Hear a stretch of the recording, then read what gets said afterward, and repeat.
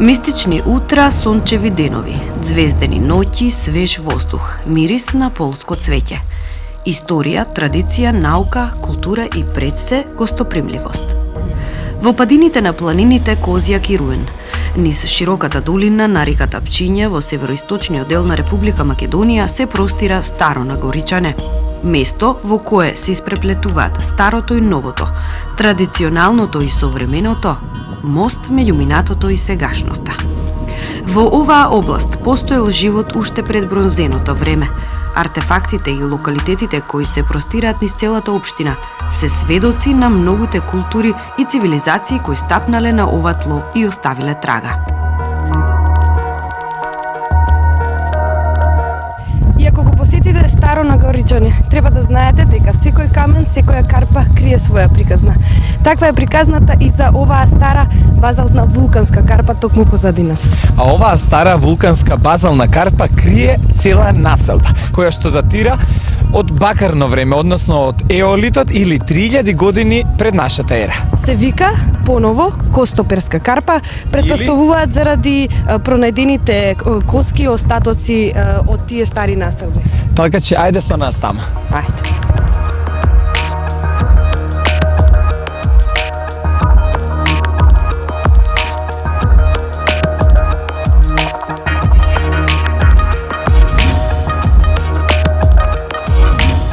Импозантната базалтна карпа од вулканско потекло предизвикува огромен интерес кај археолозите, особено јужното подножје во кое се идентификувани две подземни простории и пристапен ходник.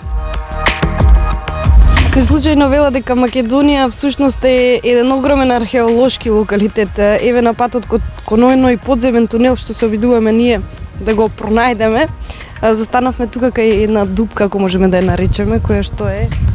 Да, ова е всушност дел од подземната просторија која што беше откриена тука пред повеќе од 20 години. Не знаеме до каде води оваа просторија, дали е тунел, дали е некоја гробница, дали е стражарница, дали е цистерна како што први се веруваше, меѓутоа гледаме јасно дека ѕидот уште оди на оваа страна и во интерес на археолошките истражувања ќе биде во некој од наредните години да се открие целиот тунел. А моментално ова што гледаме е слоевите на керамика кои што се нагнездени над тунелот, значи сето она што се наоѓало над оваа градба.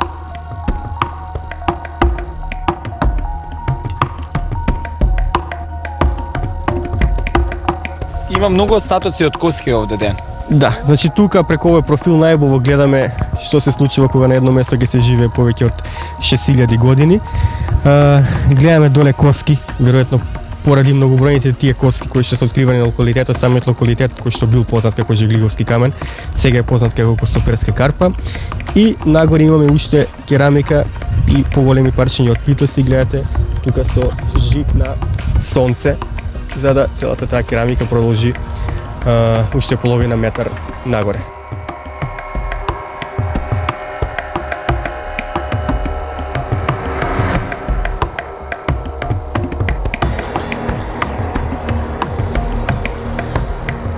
Навистина е интересно, Иле, како да го замислиме животот на тие луѓе 6000 години пред наша ера тука над или под оваа карпа, но на неколку метри од онаа дупка каде што бевме се наоѓа влезот каде што можеме да влеземе и да видиме таа подземна просторија. Најдобар доказ за животот. Ова е дел од големите садови питоси кои што служеле за најмногу за чување на жито. Ова изгледа дека од тие поновите, значи раноантички питоси. А наваму е влезот во... Што говори за тоа дека оваа населба најверојатно била богата. Да, затоа што се наоѓа на многу поволна позиција. Значи тоа е крстопатот меѓу зад оваа населба минува стариот пат кој што водел од Кумановската област спрема Пауталија, односно спрема Кюстендил, односно Бугарија, и друг пат кој што минува точно покрај Костоперска карпа и води, значи ги поврзува јужните делови со Србија. Значи уште се користи тој пат како граничен премин со Србија. Токму таквата поволна геостратегиска положба овозможила оваа населба да екзистира уште од енолитот, па се до среден век тука се живеело. А ние ќе имаме таа чест да влеземе во влезот, еден од влезовите на оваа населба.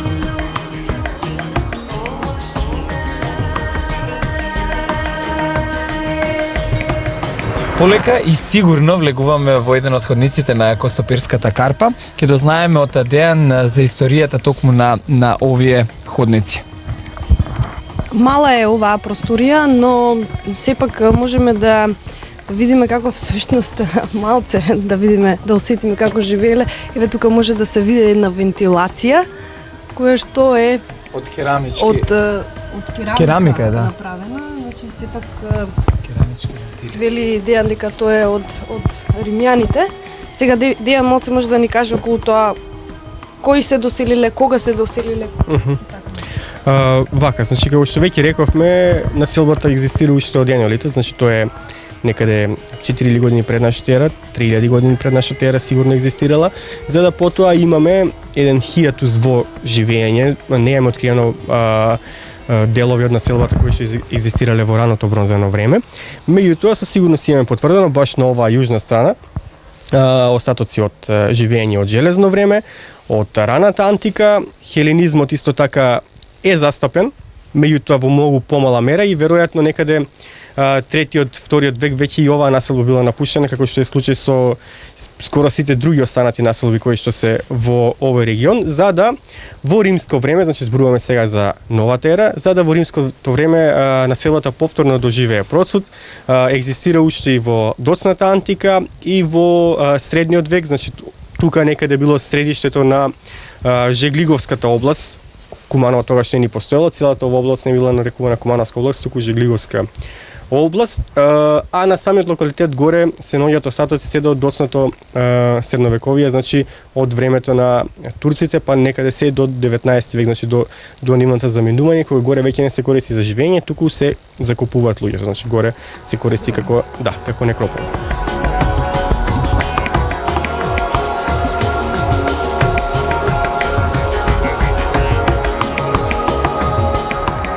Она што се гледа натаму, значи на излезот од оваа просторија, гледаме дека зидот уште води натаму. До каде води? Дали ова само последен дел од некој тунел кој што служил за евакуација на населението? Дали имало некоја друга улога? Се тоа многумина ги поврзуваат овие градби со градбите од Кападокија, значи некои верува дека дошле луѓе од тие простори кои што биле искусни во правење, од Малазија, кои што биле искусни во правење на простори во Карпи.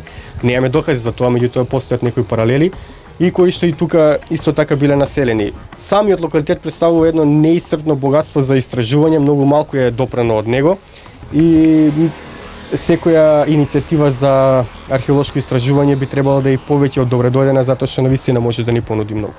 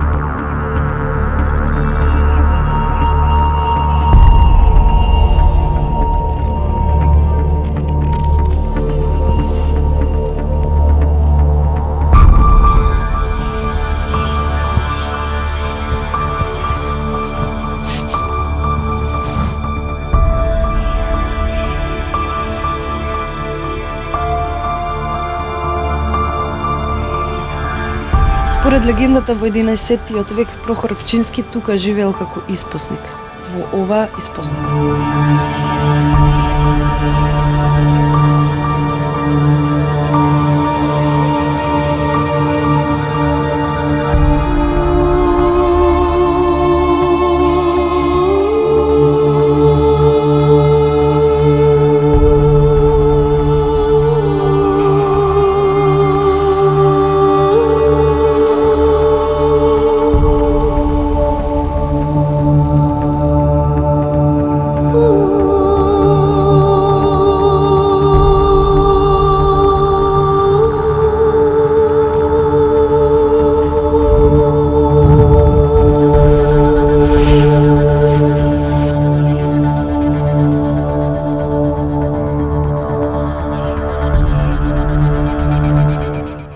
Според приказната, според легендата, ова место не било населено.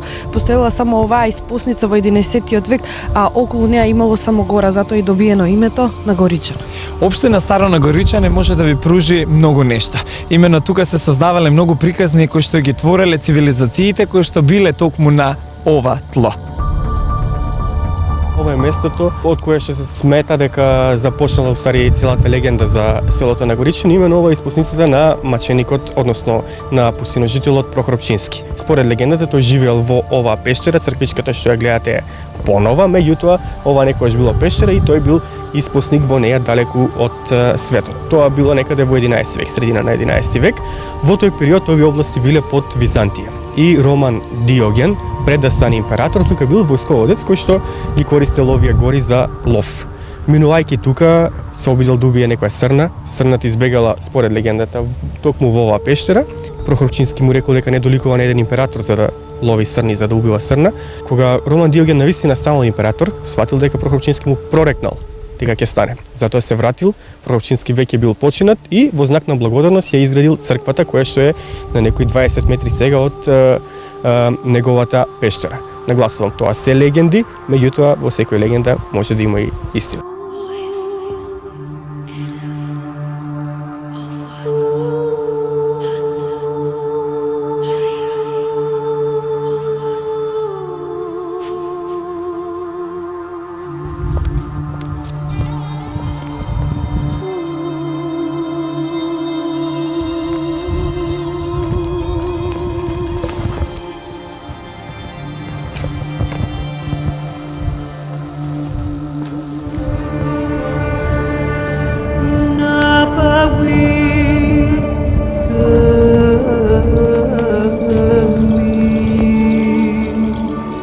Овие камења големи, кои што ги гледате и кои што одат некаде до висина на прозорците, се всушност дел од таа стара црква која што изградил Роман Диоген во чест на Прохор Пчински од 11 век. Самиот начин на градење со големи камења неукрасени на некој начин не е ништо ново за Византија. Тоа е нормален начин на градење, меѓутоа се што ќе видиме внатре и се што гледаме тука кое што е украсено, кое што се наоѓа веднаш над овие камења, тоа е всушност од 14 век од подоснежната градба доградена од кралот Милутин. Ние сушто си немаме представа како изгледала таа стара црква од 11 век.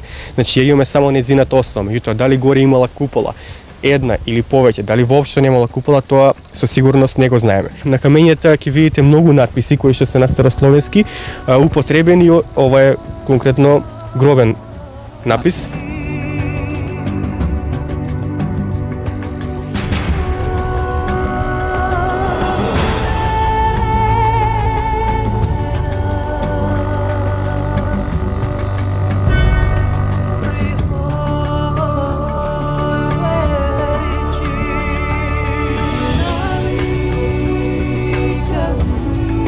Многу е тешко да се направи петокуполна црква затоа што не е стабилна, не е статична. Оваа црква ниту еднаш се нема срушено.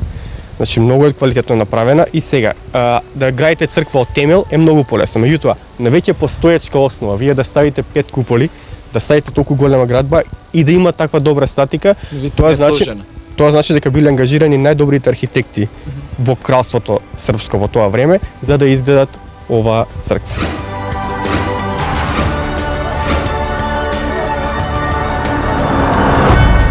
Оваа црква датира уште од 11 век. Таа е стара византијска црква која што е многу слична со Охридската Богородица Перевлепта. Слична е по тоа што ги има истите автори Михел и Евтихи на фреските. Да погледнеме.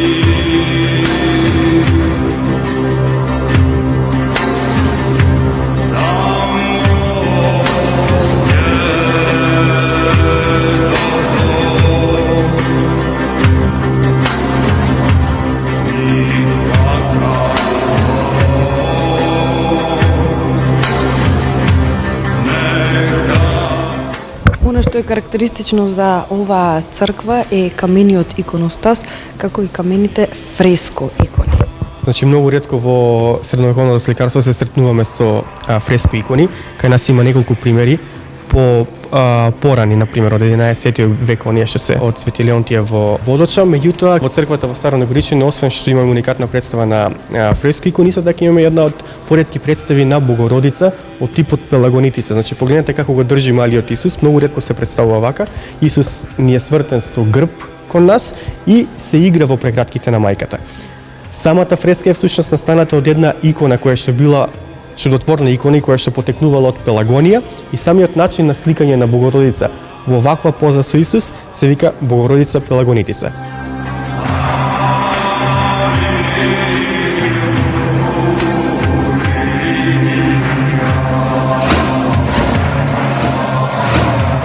Уште една фреска да е некарактеристична за оваа црква. Зашто станува збор? Да, станува збор за фреската Исмевање Христово, кој што ја гледаме овдека и кое што воопшто не се одвесува со она исмевање кое што е опишано во Библијата. Значи ние знаеме од Библијата дека Христос бил исмеан од римските војници. Ваму гледаме маса, како еден панаѓур народен, со представа на народни инструменти уште тоа време и со представа на овие деца кои што ги носат овие кошули со долги ракави. Значи тоа е една алузија на средновековниот театар, кон кого што црквата во средниот век имала многу негативен пристап, значи тие сметале дека актерите и севкупниот театар е всушност ѓаволска работа, дека актерите прават будали од себе и ставајќи ги нив во улога на исмевање на Христос, како една алузија на дворскиот церемонијал од тоа време, тие всушност ги ставале и актерите во служба на ѓаволот. А за нас е исто така многу важно и поради представата на народните инструменти, значи точно знаеме како изгледала една селска слава, еден селски панаѓур во тоа време.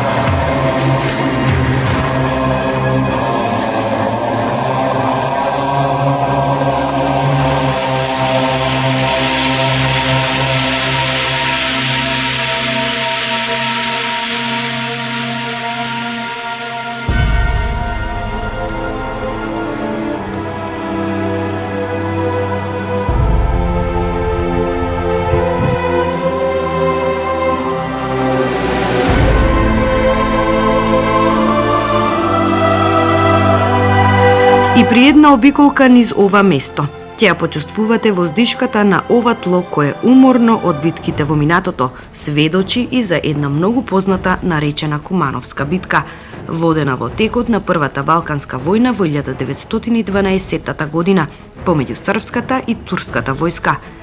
Во српската војска имало повеќе четнички одреди составени од македонско население.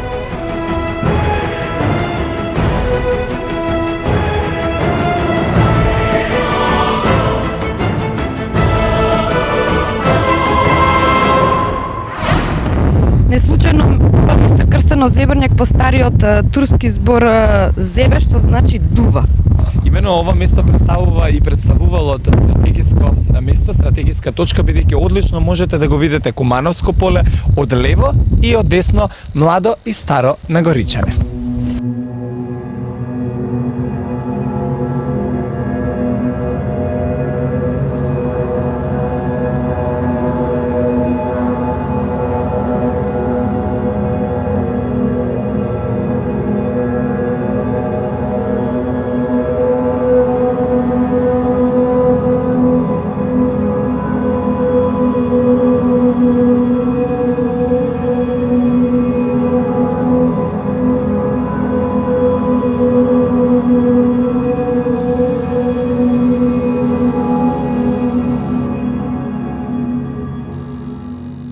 Самиот споменик е изграден по повод битката, Кумановската битка 1912 година, кога најпосле се истерани турците од Балканскиот полуостров. Значи, решавачката битка била токму во околината на Зебрњак.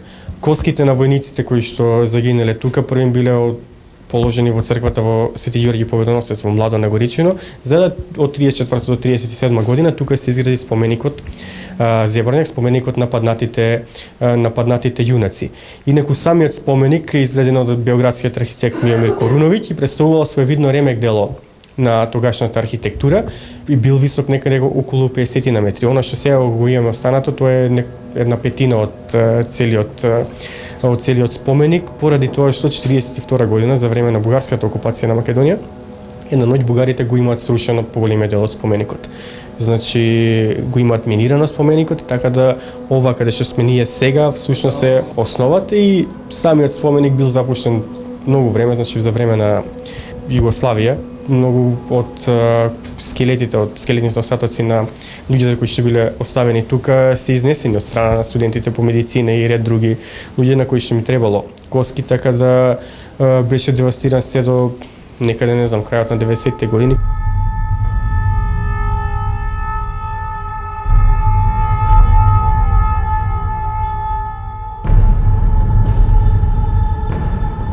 Сега слегуваме во Костурницата, низ ова тесна врата, низ овие скали, но морам да ви кажам дека гледката на вистина нема да биде пријатна, сепак да одиме да видиме што има долу.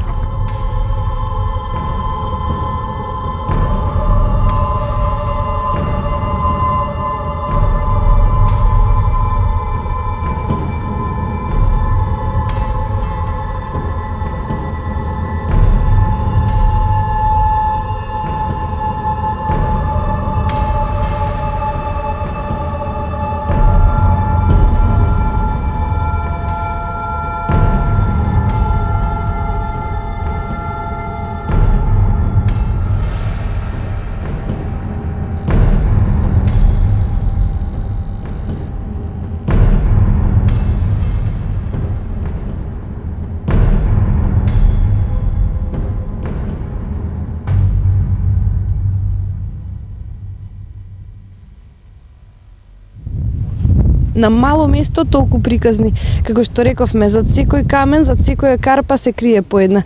Така и тука на ова место. Старо Нагоричани, само мал дел прикажавме. Ние се враќаме летоска тука. Ова прекрасна природа, оваа убавина беше представена и овековечена во дел од филмовите кои што ги прави нашиот филмски мајстор Милчо Манчевски. Нема да зажалите доколку дојдете и доколку уживате во сонцето, во приказните и секако во историјата на ова несекојдневно место.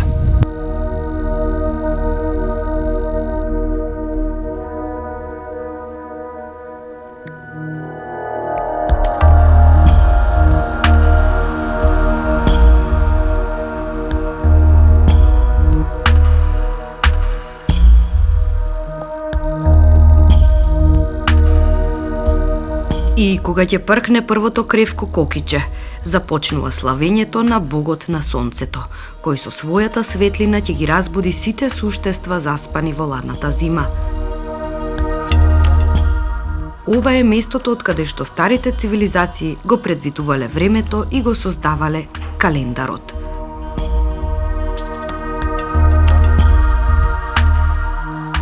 Различни цивилизации ја испишале својата историја. оставајќи траги кои низ векови сведочеле за тоа во магичниот круг на животот.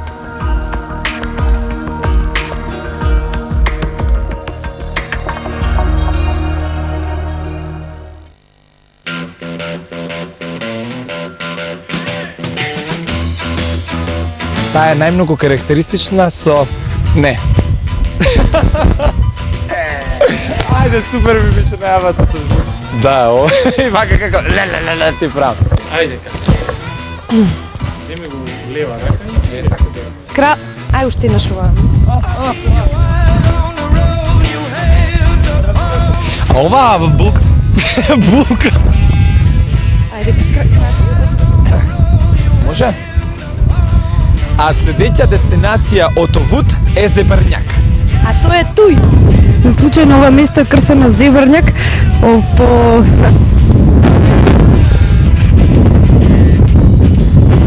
се крие по некоја приказна. Старо на гари... Ова место беше исто така и како дел од од